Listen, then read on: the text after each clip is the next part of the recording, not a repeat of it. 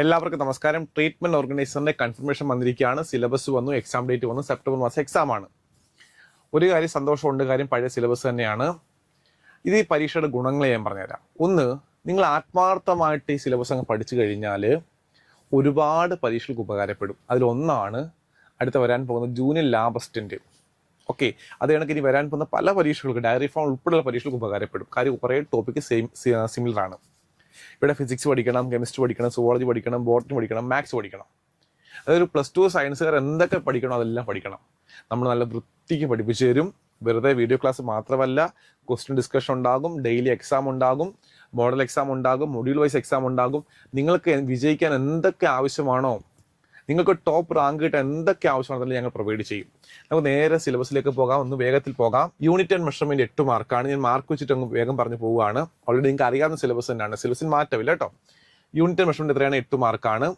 Okay, module 2 വരുന്നത് 6 മാർക്കാണ്. Mechanics solids and liquids വരുന്നത് എത്രയാണ്? 6 മാർക്കാണ് കേട്ടോ. അതേ കണക്ക് തന്നെ ഹീറ്റ് ആൻഡ് തെർമോഡൈനാമിക്സ് പഠിക്കാനുണ്ട്, വേവ്സ് പഠിക്കാനുണ്ട്.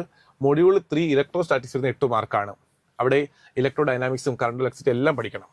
ഇലക്ട്രോമാഗ്നറ്റിക് ഇൻഡക്ഷനും ഇലക്ട്രോമാഗ്നറ്റിക് വേവ്സ് എല്ലാം പഠിക്കണം. മൊഡ്യൂൾ 4 വരുന്നത് റേ ആൻഡ് വേ ഒപ്റ്റിക്സ് ആണ്, അതിന് 8 മാർക്ക്. ഓക്കെ, പിന്നീട് മോഡൽ ഫിസിക്സ് പഠിക്കണം, സെമി കണ്ടക്ടർ പഠിക്കണം. മൊഡ്യൂൾ 5 വരുന്നത് ഫിസിക്കൽ കെമിസ്ട്രി ആണ്. കെമിസ്ട്രിയിലേക്ക് വരികയാണ്. അത് കുഞ്ഞു ടോപ്പിക്കുള്ളൂ കേട്ടോ. ഫിസിക്കൽ കെമിസ്ട്രി എത്ര മാർക്കാണ്? 8 മാർക്കാണ്. ഓക്കെ, അവിടെ ഇക്വിലിബ്രിയം പഠിക്കണം, ബേസിക് കോൺസെപ്റ്റ് പഠിക്കണം, ഇനോർഗാനിക് കെമിസ്ട്രിയിൽ പീരിയോഡിക് ക്ലാസിഫിക്കേഷൻ പഠിക്കണം, ഹൈഡ്രജൻ പഠിക്കണം, എസ്പ്ലോക്ക് പഠിക്കണം. ഓക്കെ, ഓർഗാനിക് കെമിസ്ട്രി ആണ് അടുത്തത്. 7ാമത് വരുന്നത് 10 മാർക്കാണ്. അവിടെയും കുറച്ചേ ഉള്ളൂ, എല്ലാം ഒന്നും പറയാനില്ല. ഓർഗാനിക് കെമിസ്ട്രി ഹൈഡ്രോ കാർബൺസും ടെസ്റ്റ് ഓഫ് ആൽക്കഹോളും അത്തരം കാര്യങ്ങൾ പഠിക്കുന്ന. കെമിസ്ട്രി എവരിഡേ ലൈഫ് പഠിക്കണം, ബയോമോളിക്കുലർ, പോളിമർ, ഇതൊക്കെ കുഞ്ഞു കാര്യങ്ങളാണ് കേട്ടോ. അടുത്ത മൊഡ്യൂൾ 8 പഠിക്കുന്നത് സെൽ സ്ട്രക്ചർ ആൻഡ് ഫംഗ്ഷൻ ആണ്, 2 മാർക്ക്. കുറച്ച് അധികം കാര്യങ്ങളൊന്നുമില്ല, കുറച്ച് കാര്യങ്ങളേ ഉള്ളൂ. മൊഡ്യൂൾ 9 വരുന്നത് റീപ്രൊഡക്ഷൻ ആണ്, 4 മാർക്ക്. മൊഡ്യൂൾ 10 വരുന്നത് ബയോളജി ഇൻ ഹ്യൂമൻ വെൽഫെയർ ആണ്, 2 മാർക്ക്.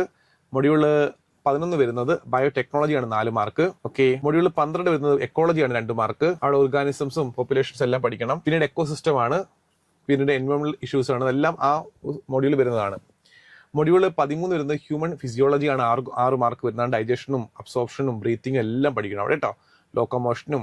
ഓക്കെ, പിന്നീട് മൊഡ്യൂൾ 14 ജെനറ്റിക്സ് ആണ്, 4 മാർക്കിന്. Module 15 biology in human welfare ആണ്. അവിടെയും ഞാൻ കുഞ്ഞു കാര്യങ്ങൾ, ഒരുപാട് കാര്യങ്ങളൊന്നും ഇല്ല. മൊഡ്യൂൾ പിന്നെ 17 വരുന്നത് എന്താണ്?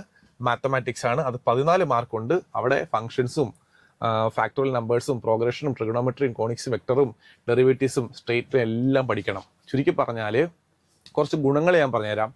സിലബസ് കയ്യിലുണ്ട്, അത് മാത്രം പഠിക്കുക. അതിൻ്റെ മാക്സിമം ചോദ്യങ്ങൾ ചെയ്ത് പഠിക്കുക. ഒരു പരീക്ഷയ്ക്ക് ആത്മാർത്ഥ പഠിച്ചു കഴിഞ്ഞാൽ അത് കണ്ടിന്യൂ ചെയ്താൽ പല പരീക്ഷകൾക്കും ഉപകാരപ്പെടും. നമ്മുടെ ക്രാഷ് കോഴ്സ് ആരംഭിക്കുന്നത് ജൂൺ മാസം 28-ാം തീയതിയാണ്. ചെറിയൊരു ഫീസ് മാത്രം അവിടെ ജോയിൻ ചെയ്യുക. നന്നായി ഞങ്ങൾ പഠിപ്പിക്കും. നിങ്ങൾക്ക് വിജയിക്കാൻ ആവശ്യമെല്ലാം ഞങ്ങൾ പ്രൊവൈഡ് ചെയ്യും. ഡേറ്റ് മറക്കണം, ജൂൺ 28. ചെറിയൊരു ഫീസ് മാത്രം അടച്ചാൽ മതി. എല്ലാ ദിവസവും പഠിക്കാൻ ടോപ്പിക്ക് നൽകും. ഡെയിലി എക്സാം ഉണ്ടാകും. എന്നും പരീക്ഷ നിങ്ങൾക്ക് പ്രാക്ടീസ് ചെയ്യാൻ പറ്റും. എല്ലാവർക്കും ആശംസകൾ. Thank you.